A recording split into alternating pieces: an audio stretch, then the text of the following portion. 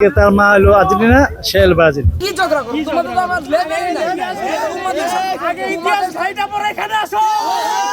তোমাদের সাথে ঝগড়া করতে হইলে আমাদের লেভেলে আসতে হবে। আমাদের সাথে ঝগড়া করবে জার্মানি, তোমাদের আব্বা জার্মানি আমাদের সাথে ঝগড়া আমাদের সাথে তর্ক করবে জার্মানি। তোমরা কোনো লেভেলেই নাই, তোমরা হচ্ছে 3 আর আমাদের হচ্ছে 5। যারা 3 আর 5 এর পার্থক্য বুঝে তারা কখনো আমাদের সাথে ঝগড়া করবে না। তার মা হলো আর্জেন্টিনা, সে হলো ব্রাজিল। এসে সাপোর্টার।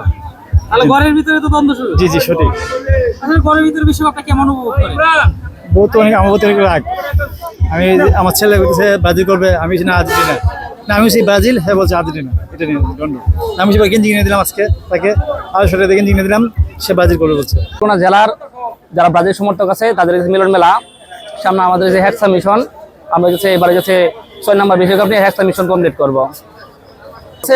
ওরা হচ্ছে সবাই জানে ওদের হচ্ছে কেলেঙ্কারি, তারপরে হ্যান্ডেলিং, তারপরে হচ্ছে বাকি যেটা গেছে এটা সবাই জানে। ঠিক আছে, সেটা হচ্ছে গত যে বিশ্বকাপ গেল এটা সবাই জানে। ঠিক আছে, ওরা হচ্ছে ওদের সবগুলা ওদের 3টা বিশ্বকাপ, 3টার মধ্যে ঝামেলা, 3টার মধ্যে ঝামেলা সবগুলা নিয়ে গেছে দুর্নীতি, তারপরে হ্যান্ডেলিং না হাতে গোল দেওয়ার যেটা। ঠিক আছে, ফুটবলে হচ্ছে পায়ের সৌন্দর্য, মানে হচ্ছে পায়ে না করে হাতে গোল দেয়, যেটা ব্রাজিলের নাই। আর হচ্ছে লাস্ট যেটা নিচ্ছে এটা হচ্ছে এই জাতি পুরাটাই জানে। ঠিক আছে, ওদের হচ্ছে 3টা বিশ্বকাপ 36 বছর পরে একটা নিচ্ছে, 2টা ছিল 36 বছর পরে নেওয়ার পরে 3টা বিশ্বকাপ হয়েছে।